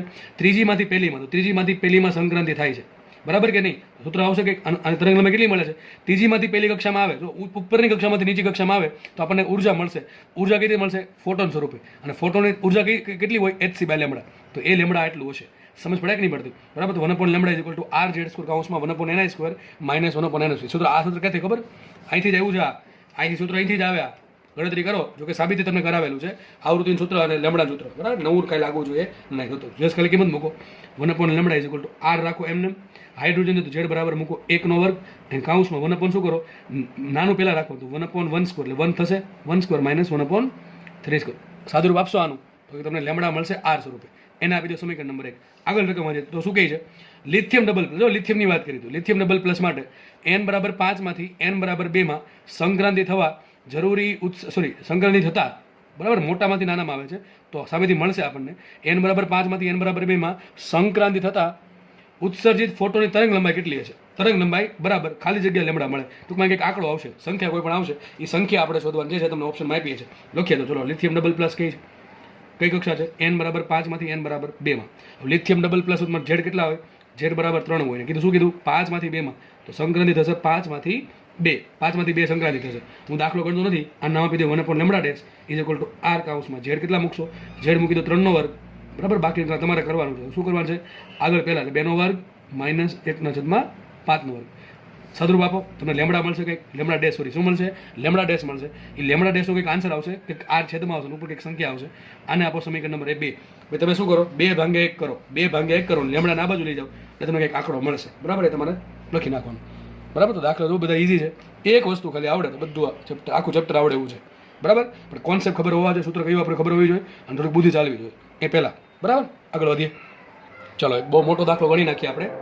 એક દાખલામાં તમને ઘણી બધી નોલેજ મળી જશે. ચલો દાખલો આપણે જે આગળ ગણ્યો એ જ છે કે ભાઈ ઉપરની કક્ષામાંથી નીચી કક્ષામાં આવે અથવા નીચી કક્ષામાંથી ઉપરની કક્ષામાં જાય તો કેટલી ઉર્જાની જરૂર પડે. દાખલો એ જ છે. ચલો દાખલો ગણીએ. શું કીધું રકમમાં? તમને તો આપ્યો હાઇડ્રોજન 1H1 બરાબર છે, પછી આપ્યો ડ્યુટેરોન 1H2, પછી આપ્યો છે હિલિયમ 2H4 2He4, પછી આપ્યો લિથિયમ 3Li6 અને છેલ્લે આપ્યું છે બેરિલિયમ 4Be8 બરાબર. આ ઉપર શું છે? ઉપર એનો પરમાણુ ભાર છે જેનું આપણે કોઈ કામ નથી. પરમાણુ ભારનું આપણે કોઈ કામ નથી આ ચેપ્ટરમાં. હા, એ નેક્સ્ટ ચેપ્ટર જે છે આપણું બરાબર ન્યુક્લિયસમાં કામ પડે, પણ અહીંયા પરમાણુવાળા ચેપ્ટરમાં ખાલી કોનું કામ પડે? પરમાણુ ક્રમાંકનું. કારણ કે ઇલેક્ટ્રોનની સંખ્યા કેટલી છે મેન છે અત્યારે. તો આ છે હાઇડ્રોજન, આ છે ડ્યુટેરોન, આ છે હિલિયમ, આ છે લિથિયમ, આ છે બેરિલિયમ બરાબર છે. તો ક્વેશ્ચન એવો છે આ 1 2 આ 5 માટે ઇલેક્ટ્રોન જે છે એ ચોથી કક્ષામાંથી જો બીજી કક્ષામાં આવે, શું કીધું છે? દરેક માટે ઇલેક્ટ્રોન ચોથી કક્ષામાંથી બીજી કક્ષામાં આવે તો કેટલી ઉર્જા મળશે બરાબર છે.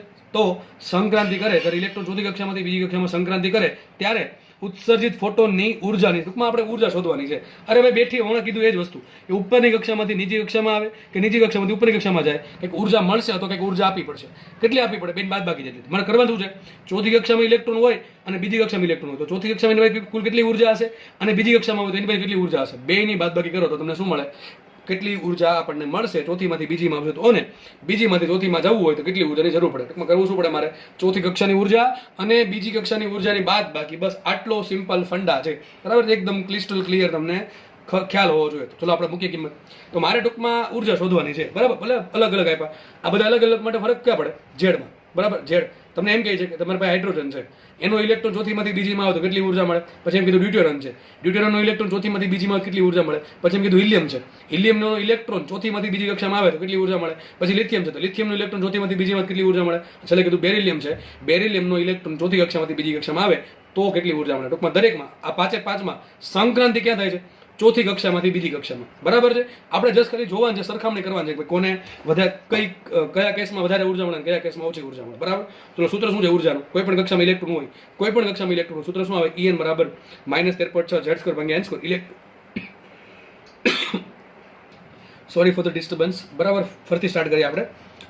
તમને એવું શીખવાડ્યું છે કે ઇલેક્ટ્રોન એનમી કક્ષામાં સૂત્ર શું આવે? -13.6 Z² ભાગ્યા n².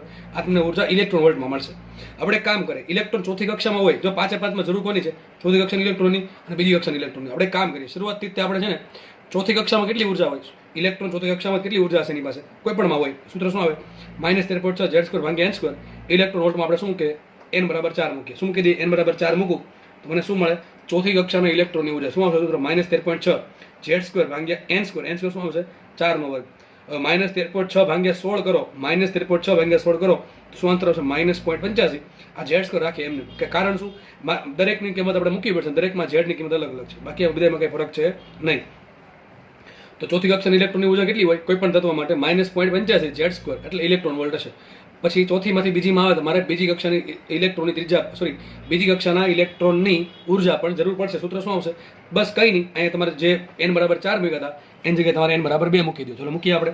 તો E2 બરાબર ટૂંકમાં બીજી કક્ષાના ઇલેક્ટ્રોનની ત્રિજ્યા ઉર્જા એટલે ફરીથી બોલું બીજી કક્ષાના ઇલેક્ટ્રોનની ઉર્જા n બરાબર 2 મૂકું શું આવશે? સૂત્ર -13.6 Z² છેદમાં 2 નો વર્ગ 4 થઈ જશે. -13.6 ભાગ્યા 4 કરો તો 4 તેરી 12 ઉપર થોડુંક -3.4 આમ એમ રાખવાનું, બરાબર છે. ઉપર 12 હોય તો એક્ઝેક્ટ આન્સર 3 આવે. 13 પોઈન્ટ છે થોડું વધી ગયું, 1.6 વધી ગયા, બરાબર. 1.6 ભાગ્યા 4 પોઈન્ટ છે એટલે શું આન્સર આવશે -3.4 Z². તો બીજી કક્ષાના ઇલેક્ટ્રોન હોય, કોઈ પણ ઇલેક્ટ્રોન હોય, કોઈ પણ તત્વનો, એની કેટલી ઉર્જા હશે -3.4 Z². અને ચોથી કક્ષામાં કેટલી ઉર્જા હોય -0.85 Z² ઇલેક્ટ્રોન હોય. કામ કરીએ આપણે, જસ્ટ ખાલી સમજીએ. હવે તમને કીધું છે આ જે બેઝિક માહિતી તમને આપી અત્યારે, બરાબર. આગળ જો ચર્ચા કરીએ છીએ, જસ્ટ તમને હિન્ટ આપવા માટે કે ભાઈ આપણે બોરના અધિકતર બીમાં ભણી ગયા હતા કે ઇલેક્ટ્રોન ઉપરની કક્ષામાંથી નીચી કક્ષામાં આવે તો કેટલી આવૃત્તિ મળે, F આવૃત્તિ મળે. આ સૂત્ર પરથી શોધવાની. કેટલી લેમડા મળે, આટલી લેમડા મળે. આ સૂત્ર પરથી, જો કે આપણે આ સૂત્ર કઈ વાપરશું, 1/λ = RZ² કૌંસમાં 1/ni² - 1/nf². પણ આ જે સૂત્ર છે એનો જન્મ અહીંથી થયો. ક્યાંથી? બોરના અધિકતર 2 માંથી, બરાબર. આપણે ઉર્જાની વાત કરી તો ઉર્જા કઈ રીતે મળે, 2 ની બાદબાકી. તો મને ખબર પડી ગઈ કે ચોથી કક્ષામાંથી ઇલેક્ટ્રોન બીજી કક્ષામાં આવે તો કેટલી ઉર્જા મળે આપણને, તો 2 ની બાદબાકી. તો શું કર્યું મેં અહીંયા E4 - E2 કર્યું. ચલો E4 કેટલા છે -0.85 Z², તો -0.85 Z² ઇલેક્ટ્રોન વોલ્ટ. એમાંથી શું બાદ કરશું, માઇનસ માઇનસ પ્લસ થઈ જશે 3.4 Z² ઇલેક્ટ્રોન વોલ્ટ. ટૂંકમાં મેં E4 - E2 આપણે કીધું ને કે 2 ની બાદબાકી કરો તમને શું મળે, કેટલી ઉર્જા મળે અથવા કેટલી ઉર્જા આપવી પડે. બહુ ઇઝી વસ્તુ છે, હું ફટાફટ થોડું ભાગું છું, બરાબર. કારણ કે આગળ દાખલાનો ગણ્યો જ છે આપણે. તો E4 - E2 નો આન્સર શું આવશે 2.55 Z². તો આપણે બધું મૂકી દીધું છે, ખાલી બાકી શું રહે, Z મૂકવાના રહી. તો મતલબ ખબર પડી ગઈ કે ઇલેક્ટ્રોન ચોથી કક્ષામાંથી બીજી કક્ષામાં આવે તો કેટલી ઉર્જા મળશે આપણને ફોટોનની, 2.55 Z² ઇલેક્ટ્રોન વોલ્ટ. અહીં ચોખ્ખું દેખાય છે કે જેટલો Z મોટો એટલી ઉર્જા વધારે મળે. તો આમાં સૌથી વધારે Z કોનો છે, બેરિલિયમનો. તો બેરિલિયમનો ઇલેક્ટ્રોન છે એ ચોથી કક્ષામાંથી બીજી કક્ષામાં આવે તો આપણને સૌથી વધારે ઉર્જા આપશે. લિથિયમ છે તો એને થોડીક ઓછી આપશે, હિલિયમ છે તો હજી ઓછી આપશે. અને હાઇડ્રોજન છે, ડ્યુટેરોન છે, બેમાં ફરક શું છે, બેમાં ફરક છે પરમાણુ ભારમાં, બરાબર છે. પણ ઝેડમાં કંઈ ફરક પડે, આનો ઝેડ એક થાય, ડ્યુટેરોનનો ઝેડ એક જ થાય. તો બે માટે ઝેડની કિંમત કેવી સરખી હોય, બેમાં ઉર્જા કેવી મળે, સરખી મળે. આ તમને છે ને ગુમરાહ કરવા આપ્યું છે, ગુમરાહની ગુમરાહ, બરાબર છે, કે તમારો ખોટો પડે, બરાબર. જોઈએ ટ્રિટિયમ પણ આપી દે, હાઇડ્રોજન, ડ્યુટેરોન અને ટ્રિટિયમ, બરાબર. 3 માંથી કોઈ પણ આપે. ઝેડ કેટલા છે, આના માટે 1 છે, આના માટે 1 છે, આના માટે 1 જ છે. તો ઉર્જા કેવી આવશે, સરખી આવશે. ખબર પડે કે નહીં? અહીંથી ખબર પડી જવી જોઈએ, અહીંથી જ તમને ખબર પડી જવી જોઈએ કે કયા સંક્રાંતિમાં કયા તત્વોના અથવા કયા પરમાણુની સંક્રાંતિ દરમિયાન વધારે ઉર્જા મળે છે. વધારે શેમાં મળશે, જેનો ઝેડ મોટો એના માટે Z² મોટું, જેટલું Z² મોટું એટલે તમને વધારે ઉર્જા મળશે, બરાબર. તો સૌથી ઓછી શેમાં મળશે, હાઇડ્રોજનમાં. એની જેટલી જ કોના મળે, એની જેટલી જ મળશે ડ્યુટેરનમાં, એની જેટલી જ મળશે. એનથી વધારે હિલિયમમાં, એનથી વધારે મળશે લિથિયમમાં, સૌથી વધારે શેમાં મળશે, બેરિલિયમમાં. ચલો મૂકીએ કિંમત આપણે, પહેલાં હાઇડ્રોજન મૂકી દઈએ 1H1. હવે જો કાંઈ કરવાનું થતું નહીં, કાંઈ નથી કરવાનું. હવે શું કરવાનું છે, ખાલી જસ્ટ આપણે ઝેડની કિંમત મૂકવાની છે, બરાબર છે. તો મૂકીએ, ચલો સૂત્ર આપણને આવી ગયું E4 - E2 કે ચોથી કક્ષામાંથી બીજી કક્ષામાં જ્યારે સંક્રાંતિ થાય ત્યારે આટલી ઉર્જા મળે, 2.55 Z² ઇલેક્ટ્રોન વોલ્ટ. તો હાઇડ્રોજન માટે શું મૂકવાનું છે, હાઇડ્રોજન છે 1H1. આપણે આ જ જોવાનું છે. પરમાણુ ભાર, પરમાણુ ક્રમાંક કેટલો છે, 1. તો Z બરાબર 1 મૂકો, શું આવશે 2.55 × 1 નો વર્ગ, કેટલો આવશે 2.55 ઇલેક્ટ્રોન. બીજું છે ડ્યુટેરોન. ડ્યુટેરોન માટે શું આવશે, Z બરાબર 1 આવે, Z બરાબર 2 આવે. ભાઈ છે તો ડ્યુટેરોન ને, હાઇડ્રોજનનો સમસ્થાનિક છે, આઇસોટોપ છે, બરાબર. તેના માટે શું આવશે, Z બરાબર 1 જ લેવાનું છે. કદાચ ટ્રિટિયમ આપ્યું હોય ને તો શું આવે, Z બરાબર 1 જ લેવું પડે. તો જો બેમાં કેવી ઉર્જા મળે, સરખી મળે. તમને આવું ઘણી વખત ખાલી આ બેનું પૂછે એક્ઝામમાં કે ભાઈ હાઇડ્રોજન માટે 1H1 અને ડ્યુટેરોન માટે 1H2 માટે ઇલેક્ટ્રોન ચોથી કક્ષામાંથી બીજી કક્ષામાં આવે તો બેમાં ઉર્જા કેવી મળે, સરખી મળે, વધારે મળે, ઓછી મળે. શું આન્સર આવશે, સરખી મળે. કારણ શું, બેનો ઝેડ સરખો છે અને સંક્રાંતિ પણ સેમ જ થાય ચોથીમાંથી બીજીમાં, બરાબર. તો બેમાં જે ટ્રિટિયમ આપ્યું તેમાં પણ સેમ જ આવે. ચલો હિલિયમ લઈ લઈએ. હિલિયમ માટે શું કરવું પડે, ઝેડ બરાબર 2 મૂકવો પડે. તો જે બેનો વર્ગ થઈ જશે તો 2.55 ગુણ્યા તમે 4 કરો તો શું આન્સર આવશે, 10.2 ઇલેક્ટ્રોન વોલ્ટ. ચલો હિલિયમ માટે કેટલી ઉર્જા મળશે, 10.2 ઇલેક્ટ્રોન વોલ્ટ મળશે. લિથિયમ માટે શું કરવું પડે, ઝેડ બરાબર 3 મૂકવા પડે, મૂકી દેવાનો 3 નો વર્ગ 9, 9 ગુણ્યા 2.55, શું આન્સર આવશે 22.95 ઇલેક્ટ્રોન વોલ્ટ. આ રફલી ગણતરી કરો તો આન્સર આવી જાય, બરાબર છે. 9 દુ 18 અને 9 દુ 18 ને 0.5 લેવો લેશે, બીજા 4.5 રાખો, બરાબર. તો 18 ને 4.5 22 જેવું થાય. થોડુંક આ 0.5 છે એટલે બીજા પાછા 0.45 ઉમેરવાના, સોરી 0.045, એટલે આન્સર આવશે 22.95 ઇલેક્ટ્રોન, બરાબર. બેરિલિયમ લઈ લઈએ. બેરિલિયમ માટે ઝેડ બરાબર 4 હોય તો શું કરવું પડે, 2.55 ગુણ્યા ઝેડનો વર્ગ, ઝેડ છે 4 તો 4 નો વર્ગ 16, તો 16 ગુણ્યા 16 દુ 32 અને બીજા 8 એટલે 40 જેવું થશે, બરાબર કે નહીં. તો આ પ્રમાણે આન્સર આવશે 40.80 ઇલેક્ટ્રોન વોલ્ટ. તો સૌથી વધારે શેમાં મળે, સૌથી વધારે તમે લખવાનું છે, સૌથી વધારે આ પ્રમાણે લખવાનું છે કે ભાઈ બેરિલિયમ ઉર્જા, બેરિલિયમની ઉર્જા સૌથી વધારે, એનથી ઓછી કોની, લિથિયમની, એનથી ઓછી કોની, હિલિયમની, અને એનથી ઓછી કોની, હાઇડ્રોજનની, 1H1ની, અને એટલી જ કોની છે પાછી 1H2ની, ડ્યુટેરોનની.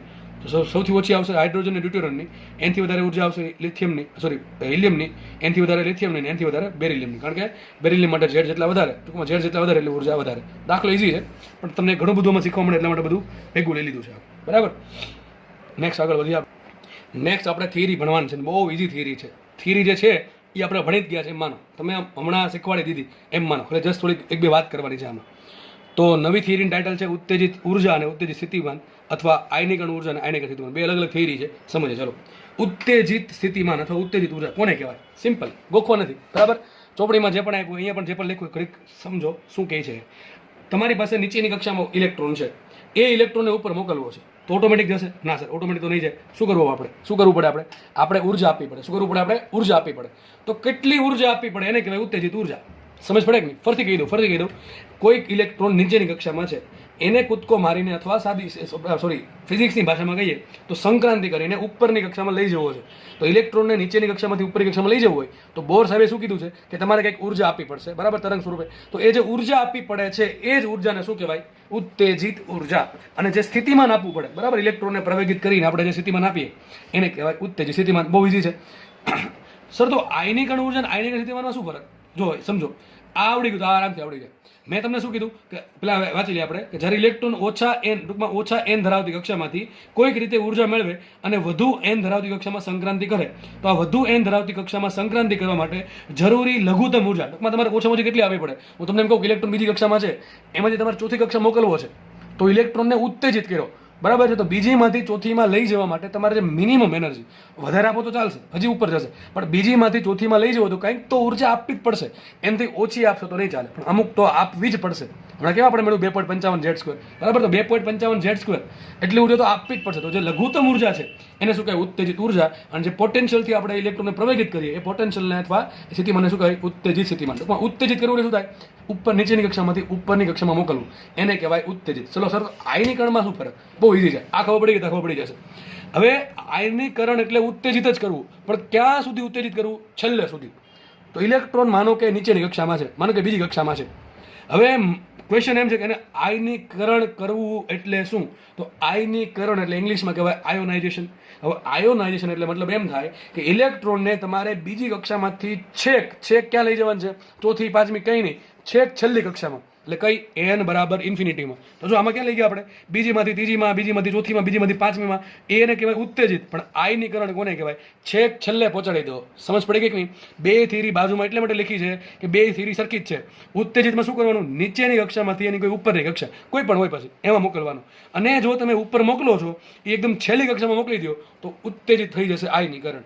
ટૂંકમાં આયનીકરણ આવે એટલે એક જ વસ્તુ, ઇલેક્ટ્રોન જે પણ કક્ષામાં છે, પહેલીમાં હોય, બીજીમાં હોય, પાંચમી હોય, 10મીમાં હોય, મોકલવાનું ક્યાં? n બરાબર ઇન્ફિનિટી. હવે n બરાબર ઇન્ફિનિટી જેવી કક્ષા તો હોય નહીં, મતલબ શું થાય? n બરાબર ઇન્ફિનિટીમાં મોકલવો એટલે કે એને છેલ્લે કક્ષા મોકલી દેવો. છેલ્લી કક્ષામાં હશે તો છેલ્લી કક્ષામાં વિચારો, ન્યુક્લિયસનું જે આકર્ષણ બળ છે ઇલેક્ટ્રોન પ્રત્યે બહુ ઓછું હોય, વધારે હોય? બહુ ઓછું હોય. ટૂંકમાં ઇલેક્ટ્રોન છેલ્લી કક્ષામાં જશે. મતલબ એમ થયો કે ઇલેક્ટ્રોન છે એ ન્યુક્લિયસના બંધનમાંથી છૂટી ગયો, ઇલેક્ટ્રોન બની ગયો મુક્ત ઇલેક્ટ્રોન. શું બની ગયો? મુક્ત ઇલેક્ટ્રોન. તો ઇલેક્ટ્રોન કોઈ પણ કક્ષામાં છે એને મારે મુક્ત ઇલેક્ટ્રોન બનાવવો છે, અથવા એમ કહી શકાય ઇલેક્ટ્રોનને મારે છેલ્લી કક્ષા મોકલવો છે, અથવા એમ કહી શકાય ઇલેક્ટ્રોનને મારે ન્યુક્લિયસના બંધનમાંથી મુક્ત કરવો છે. તો જે ઉર્જા આપવી પડે એને કહેવાય આયનીકરણ ઉર્જા, અને જે સ્થિતિમાન આપવું પડે એને કહેવાય આયનીકરણ સ્થિતિમાન. જો કેટલું ઇઝી છે, કેટલું ઇઝી છે, બરાબર છે. તો આઈ થિંક બે વસ્તુ તમને ખબર પડી ગઈ છે. ઉત્તેજિતમાં શું થાય? આપણે નીચી કક્ષામાંથી કોઈ એની ઉપરની કક્ષા મોકલીએ, અને આયનીકરણ શું થાય? નીચેની કક્ષામાંથી છેક બહારની કક્ષા, એટલે કઈ n બરાબર ઇન્ફિનિટીમાં મોકલીએ. હવે આ આવડી જાય. ચલો, હમણાં આપણે ભણી જ ગયા છીએ, બરાબર. એ જ વસ્તુ ડિસ્કસ કરવાની છે અહીંયા. હવે માનો કે તમારે જરૂર પડે, તમને દાખલા શું પૂછે કે જો દાખલા આવા પૂછે, હાઇડ્રોજનનો ઇલેક્ટ્રોન છે એ બીજી કક્ષામાં છે, એને તમારે ચોથી કક્ષા મોકલવો છે, તો કેટલી ઉર્જા જરૂર પડે? આગળ દાખલો ગણો કે નહીં આપણે? આગળ હમણાં જે દાખલો ગણો એ શું હતું? આ જ હતું, ઉત્તેજિત ઉર્જા, બરાબર કે નહીં? તો દાખલા આવા જ પૂછે. આયનીકરણમાં શું પૂછે કે ભાઈ લિથિયમનો ઇલેક્ટ્રોન છે ત્રીજી કક્ષામાં છે, તો એનું આયનીકરણ ઉર્જા કેટલી હશે? તો એ પણ આરામથી મળી જાય. દાખલા તમને ખબર કે કઈ ટાઈપના દાખલા પૂછાય, થિયરી ભણી લઈએ થોડી. તો આઈ થિંક બે વસ્તુ ક્લિયર થઈ ગઈ. હજુ આપણે માનો કે ઇલેક્ટ્રોન છે EI કક્ષામાં, NI કક્ષામાં, કઈ કક્ષામાં છે? NI કક્ષામાં. એમાંથી તમારે ઉત્તેજિત કરીને NF કક્ષામાં મોકલવો છે, કેટલી ઉર્જા જરૂર પડે? અરે હમણાં કીધું, NF કક્ષામાં જે ઉર્જા હોય એ અને NI કક્ષામાં જે ઉર્જા હોય બેન બાદ બાકી કરી દો. હમણાં કીધું હતું ને, ઇલેક્ટ્રોન તમારે બીજી કક્ષામાંથી ચોથી કક્ષા મોકલો તો શું કરવું પડે? ચોથી કક્ષાની ઉર્જા અને બીજી કક્ષાની ઉર્જા બેની બાદ બાકી કરો તો શું મળી જાય? બીજીમાંથી ચોથીમાં જાય તો કેટલી ઉર્જા આપવી પડે, અને એનાથી ઉલટું ચોથીમાંથી બીજીમાં આવે તો કેટલી ઉર્જા મળે. તો એ જ વસ્તુ છે અહીંયા કે માનો કે ઇલેક્ટ્રોનને NI કક્ષામાંથી NF લખ્યું જ છે, જો દોર્યું જ છે, NI કક્ષામાંથી ઉત્તેજિત કરીને ક્યાં મોકલવો છે? NF એટલે કંઈક મોટી કક્ષામાં, બરાબર છે. મોકલવું હોય તો કેટલી ઉર્જા આપવી પડે એને શું કહેવાય? ઉત્તેજિત ઉર્જા. કેટલી હશે? તો NF કક્ષામાં કેટલી ઉર્જા હશે? EF હશે. અને NI કક્ષામાં કેટલી ઉર્જા હશે? EI હશે. બેની બાદબાકી કરો તમને શું મળે? આ n ફોટોન.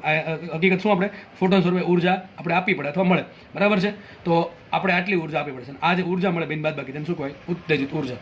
બરાબર, અથવા HF લખો તમે, HC/λ લખો, બધું સરખું જ છે. તો આપણે ચલો મને એમ કહો ઇલેક્ટ્રોન NF કક્ષામાં કેટલી ઉર્જા હશે એની પાસે? -13.6 Z² ભાગ્યા NF². માઇનસ નંબર રાખો. અને ઇલેક્ટ્રોન NI કક્ષામાં હોય તો કેટલી ઉર્જા હશે? -13.6 Z² ભાગ્યા NI². બરાબર. તો બેની બાદબાકી કરો, મોટામાંથી નાની ઉર્જા બાદ કરો, તમને શું મળશે? ઉત્તેજિત ઉર્જા મળી જશે. બરાબર કે નહીં? હવે માનો કે તમારો આન્સર, હું તમને એક એક્ઝામ્પલ આપું. મને હમણાં આપણે એવું કંઈક હતું કે ભાઈ ઇલેક્ટ્રોન છે ચોથી કક્ષામાંથી, માનો કે હાઇડ્રોજન છે, હાઇડ્રોજનનો ઇલેક્ટ્રોનને આપણે બીજી કક્ષામાંથી ચોથી કક્ષા મોકલવો છે. હમણાં દાખલો ગણ્યો એટલે ખબર છે. તો આપણને હમણાં મળ્યું હતું કે E4 - E2 કેટલા આવે? કે ભાઈ બીજી કક્ષામાંથી ચોથી કક્ષામાં જવા દેવું કેટલી ઉર્જા આવી હતી? 2.55 કંઈક હતું ને, 2.55 Z² into electron volt. Z² hydrogen માટે એક મૂકી દે તો શું ઇલેક્ટ્રોન આટલી ઉર્જા જરૂર પડે. તો આને શું કહેવાય? હાઇડ્રોજનના ઇલેક્ટ્રોન માટે બીજી કક્ષામાંથી ચોથી કક્ષામાં સંક્રાંતિ માટે જરૂરી લઘુત્તમ ઉત્તેજિત ઉર્જા કેટલી હોય? 2.55 ઇલેક્ટ્રોન વોલ્ટ. કેટલી હોય? દાખલો થઈ ગયો. કેટલી હશે? 2.55 ઇલેક્ટ્રોન વોલ્ટ. પણ તમે વોલ્ટેજ પૂછે તો વોલ્ટેજ બધું તમને કરવાનું શું ખબર છે? આ એ કાઢ નાખો તો શું આન્સર આવે? તમને પ્રશ્ન પૂછે, બરાબર છે, કે બીજી કક્ષામાંથી ચોથી કક્ષામાં જવા માટે હાઇડ્રોજનના ઇલેક્ટ્રોનની ઉત્તેજિત ઉર્જા કેટલી? તો શું આન્સર આવશે? 2.55 ઇલેક્ટ્રોન વોલ્ટ. પણ તમને એમ પૂછું કે હાઇડ્રોજનના ઇલેક્ટ્રોનની બીજી કક્ષામાંથી ચોથી કક્ષામાં જવા માટે જરૂરી ઉત્તેજિત સ્થિતિમાન કેટલું? એ કાઢ નાખવાનું. કેટલું આવશે? 2.55. સર આવું કેમ? આવું એટલા માટે જુઓ, આપણે તમને સૂત્ર ભણાવતું ચેપ્ટર નંબર 2 માં, W બરાબર Q delta V. Q delta V બરાબર ઉર્જા થશે. બરાબર, ઉર્જા થશે. અહીંયા જે કાર્ય છે એ ઉર્જા થશે. તો ઉર્જા શેમાં છે? ઇલેક્ટ્રોન વોલ્ટમાં છે. કોને મોકલવાનું છે? ઇલેક્ટ્રોનને મોકલવાનું છે. તો Q શું આવશે? E આવશે. એને ડેલ્ટા V શું છે? PD છે ને. શું છે? PD છે. સૂત્ર મળી ગયું. એક આંકડો છે ને, મને કંઈ જરૂર છે 5ની. ફરીથી કહી દઉં તમને, અહીં લખું છું W બરાબર Q ડેલ્ટા V બરાબર કહી દઈએ ઉર્જા. બરાબર છે. માનો કે આપણે ઇલેક્ટ્રોનને મોકલવો છે બીજીમાંથી ચોથીમાં, તો Q તરીકે શું આવશે? E આવશે. ડેલ્ટા V શું છે? આપણે PD શોધવાનું છે. PD જેટલો PD હોય એટલો.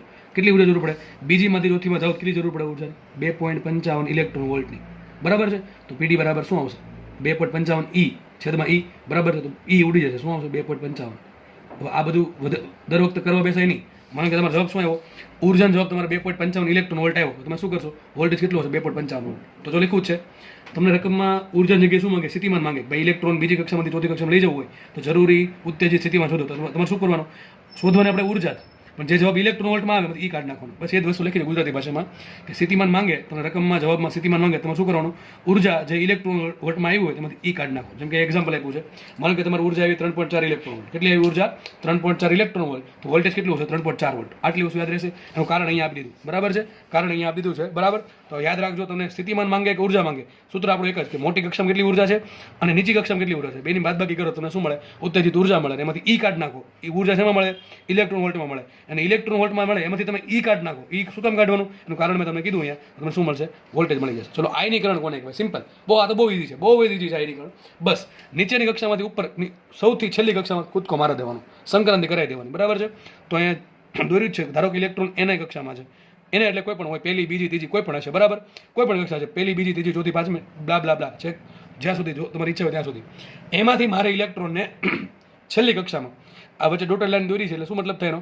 વચ્ચે ઘણી બધી કક્ષાઓ છે. ડોટેડ લાઈન વચ્ચે દોરી છે એનો મતલબ એમ થાય વચ્ચે ઘણી બધી કક્ષાઓ છે. એ બધી કક્ષા કુદાવી છે એટલે ક્યાં મોકલવાનું છે ઇલેક્ટ્રોનને? છેલ્લી કક્ષામાં. ટૂંકમાં એ ન્યુક્લિયસ કંઈક હશે, એ ન્યુક્લિયસના બંધનમાંથી ઇલેક્ટ્રોનને છુટકારો આપવાનો છે. બરાબર છે. અને મોક્ષ આપવાનો છે. ઇલેક્ટ્રોનને મોક્ષ આપવા માટે, એમ કહી શકો, ઇલેક્ટ્રોનને મોક્ષ આપવા માટે જે જરૂરી ઉર્જા છે, લઘુત્તમ ઉર્જા, એને કહેવાય આયનીકરણ ઉર્જા, અથવા એ જે વોલ્ટેજ છે એને કહેવાય આયનીકરણ સ્થિતિમાન. તો કંઈ આ જ વસ્તુ કરવાની છે. માનો કે ઇલેક્ટ્રોન નીચેની NI કક્ષામાં છે તો ઉર્જા કેટલી હશે એની પાસે? NI બરાબર -13.6 Z² ભાગ્યા NI². બરાબર. ઇલેક્ટ્રોન માનો ઘડીક એને આપણે જે વસ્તુ અહીંયા કરીએ એ વસ્તુ અહીંયા કરવાની છે. ઇલેક્ટ્રોનને કઈ કક્ષા મોકલવાનું છે? n બરાબર ઇન્ફિનિટીમાં. ત્યાં કેટલી ઉર્જા હોય? તો એ ઇન્ફિનિટી. બરાબર. સૂત્ર શું આવશે? -13.6 Z² છેદમાં ઇન્ફિનિટીનો સ્ક્વેર. હવે છેદમાં ઇન્ફિનિટીનો સ્ક્વેર શું થશે? 0 થઈ જશે. મતલબ શું થાય? તમને ખબર જ છે કે છેલ્લી કક્ષામાં કેટલી ઉર્જા હોય? 0 હોય. કેટલી હોય? 0 હોય. ચલો, તો કરવાનું શું?